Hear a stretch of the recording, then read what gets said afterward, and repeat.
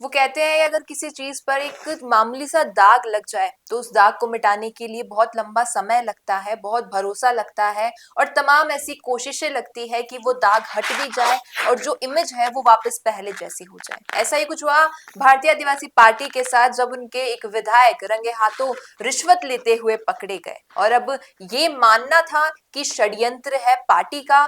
और अब कई तमाम चीजें इस पर होने के बाद जो विधायक है वो जमानत पर बरी हो गए और उनके साथ ही उनके कुछ जो हम कहें संबंधी और उनके भाई भी इस बात पर जो है जमानत पर बाहर आ चुके हैं। आज इस वीडियो में जानेंगे तमाम ऐसी बातें जो इस केस से जुड़ी है, इस पार्टी से जुड़ी है, इस विधायक से जुड़ी है और इस पूरे मामले को समझाती है कि आखिर क्या कुछ रणनीति रहने वाली है भारतीय आदिवासी पार्टी की और उनके जो सांसद है राजकुमार रौत उनकी, और जो विधायक जो जमानत पर बाहर आए हैं जयकृष्ण पटेल भागीदार विधायक हैं उनकी। नमस्कार, आप देख रहे थे फैक्ट इंडिया, मैं हूं अंकिता और आज बातचीत के लिए मेरे साथ मौजूद है वरिष्ठ पत्रकार वरुण बंसाली। सर, ये बात करीबन हम देखें कि मई, जून, जुलाई और अब अगस्त आ गया है, इतना लंबा समय रहा और हम बात करें कि इतना लंबा समय जो विधायक है उन्होंने जेल में निकाला और अब 19 तारीख को वो रिहा हो गए, रिहा नहीं हुए, जमानत पर बाहर आ गए। लेकिन इसके पीछे का जो सिनेरियो है वो ये है कि पार्टी ने ये क्लेम किया कि कमेटी बनेगी, कमेटी बनी लेकिन कोई आउटपुट बाहर नहीं आया। बावजूद इसके अब जो विधायक हैं वो जमानत पर बाहर आ चुके हैं, लेकिन अंदर का क्या सिनेरियो रहा ये किसी को नहीं पता चला क्योंकि मीडिया के सामने ये बातचीत हुई भी नहीं। देखिए, सबसे बड़ी बात यह है कि राजकुमार रोत पर ये दाग बहुत बड़ा लग गया था। जी। पकड़े भले ही जयकृष्ण पटेल गए हो, लेकिन दाग राजकुमार रोत और बाप पार्टी पे लग गया था जी। कि ये घोटाला हुआ तो हुआ कैसे। बिल्कुल। क्योंकि बाप पार्टी की स्थापना जो हुई, राजकुमार रोत, महेंद्रजीत सिंह मालवीय, बाबूलाल खराड़ी जैसे लोगों के बड़े पॉलिटिकल करियर से बीच में से निकलकर जो तीसरा मोर्चा सबसे बड़ा बना पाए, वो इसी वजह से बना पाए कि वो भ्रष्टाचार मुक्त और केवल आदिवासियों के लिए डेडिकेटेड काम करेंगे। पर ये जो पूरी घटना हुई, इसने उनके सारे सिद्धांतों को रौंद दिया था। अब जब वो जमानत पर बाहर आ गए हैं तो कहीं ना कहीं एक तरह से दाग धुले नहीं, लेकिन दाग धुंधले पड़ गए हैं। जी। और इससे राजकुमार रोत और बाप पार्टी दोनों को बड़ी हिम्मत आई है। आप इस बात को समझिए कि ये होने के बाद अब बाप पार्टी और भी डबल पावर के साथ जी। इस पूरे मुद्दे को जो षड्यंत्र बता रही थी उसके सबूत लाएगी।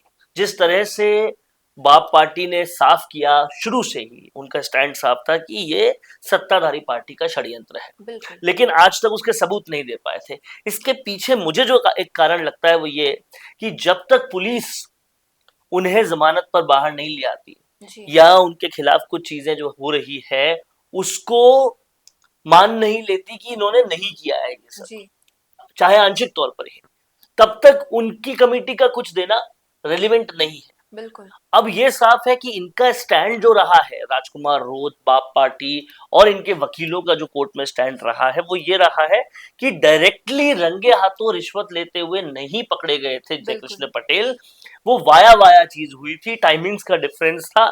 और इसलिए ये जो एसीबी की प्रणाली होती है कि किसी को रंगे हाथों पकड़ना, वो प्रणाली भी एडहर नहीं हुई थी। अब ऐसे में ये पॉइंट को लेकर वो आगे बढ़ रहे हैं और उम्मीद है, जितना कि सूत्रों के हवाले से खबर आ रही है, कि कहीं ना कहीं कमिटी का निर्णय भी इस जमानत के बाद जल्दी आएगा जी। और उसमें कहीं ना कहीं ये बताया जाएगा कि बीजेपी का ये सब कुछ षड्यंत्र था। अब देखना ये होगा कि बाप पार्टी उसको किस तरह से बताती है, क्योंकि सत्ताधारी पार्टी पे आरोप लगाना बिना सबूत के संभव नहीं है जी। और सबसे बड़ी बात, जब ये आरोप लगेगा, जब ये कमेटी बाहर आएगी, उनकी रिपोर्ट्स बाहर आएगी, तो राजकुमार रोत को क्या हनुमान बेनीवाल का भी साथ मिलता है? क्योंकि हनुमान बेनीवाल शुरू से ही पूरे मसले पर बोलते आए हैं कि षड्यंत्र है जी। राजकुमार रोत और हनुमान बेनीवाल एक ही पेज पर रहे हैं, तो क्या उनका साथ मिलेगा जी। तो ये सारी बातें जल्द ही खुलने वाली है और देखने वाली बात ये होगी कि विधानसभा सितंबर में आहूत हो रही है, क्या उससे पहले जयकृष्ण पटेल पर जो कमिटी है वो अपना फैसला दे पाती है? कोर्ट ने तो जमानत दे दी है, कमिटी फैसला दे पाती है? जी, और बिल्कुल ये बात कहूँगी कि जब ज़मानत हुई 19 तारीख को, उससे जस्ट पहले मेरी बातचीत हुई थी भारतीय आदिवासी पार्टी के जो राष्ट्रीय प्रवक्ता हैं जितेंद्र मीना, डॉक्टर जितेंद्र मीना, उनसे बातचीत हुई थी। तब मैंने उनसे इस बात पर प्रश्न किए थे कि आपका ये कहना है कि कमेटी का गठन हुआ, लेकिन कोई निर्णय सामने नहीं आया। तो पहली चीज़ उन्होंने ये बात बताई कि षड्यंत्र कैसे है ये? क्योंकि उन्होंने कहा, मैंने उनसे जब पूछा कि षड्यंत्र आपकी पार्टी बता रही है, लेकिन प्रूफ्स क्या हैं आपके? और जैसा आपने कहा, बिना प्रूफ के सत्ताधारी पार्टी पर के एलिगेशंस लगाना सरासर पॉसिबल। गलत है।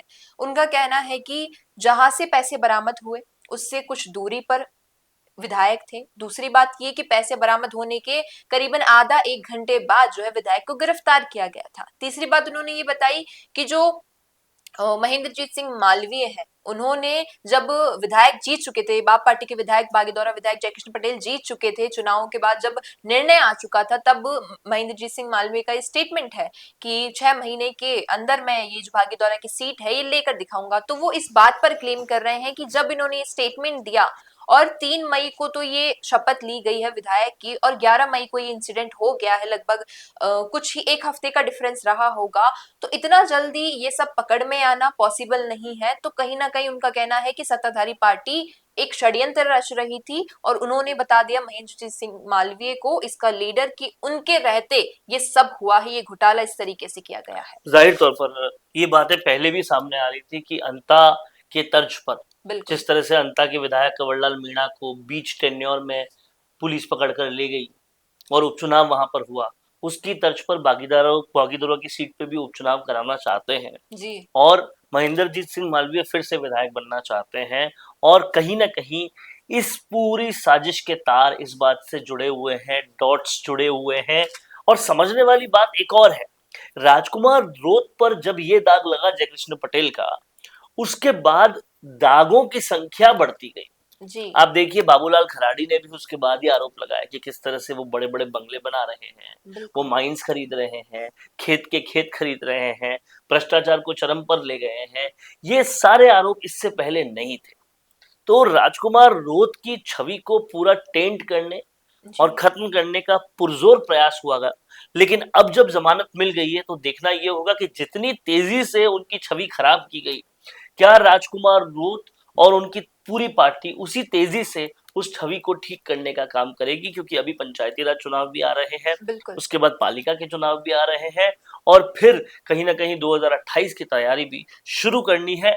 इन दागों के साथ 2028 में राजकुमार रोत वो जलवा नहीं दिखा पाएंगे जो इन्होंने 2023 में दिखाया। जी, वही हम इसका एक दूसरा फेज भी देखें कि अगर मान लिया जाता है और ये प्रूफ हो जाता है कि वाकई ये षड्यंत्र था और बाप विधायक जयकृष्ण पटेल को एक षड्यंत्र में फंसाया गया था, तो वो कहते हैं ना कि जब जैसे नरेश मीणा है वो बाहर आए वापस से, तो उनकी लोकप्रियता बढ़ गई, एक चरम सीमा पर उनकी लोकप्रियता गई और एक कॉन्फिडेंस बढ़ गया। शायद हो सकता है वैसे ही जयकृष्ण पटेल नहीं नहीं, एक। ये कतई नहीं हो सकता। आप इस बात को समझिए कि ये दोनों मामले पूरे अलग। बिल्कुल।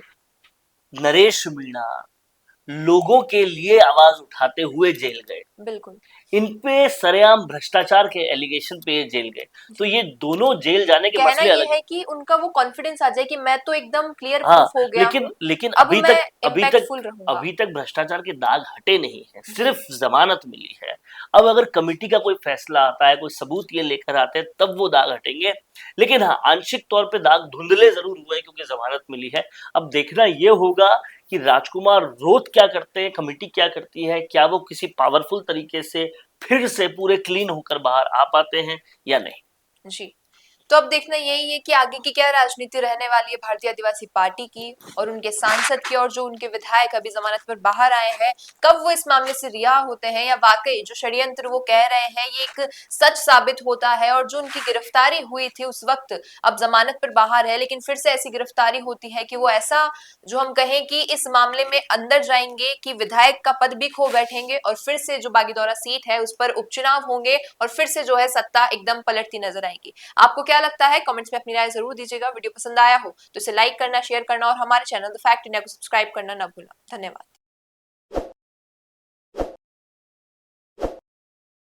ताज़ा खबरों के लिए विजिट करें द फैक्ट इंडिया की वेबसाइट और डाउनलोड करें द फैक्ट इंडिया ऐप।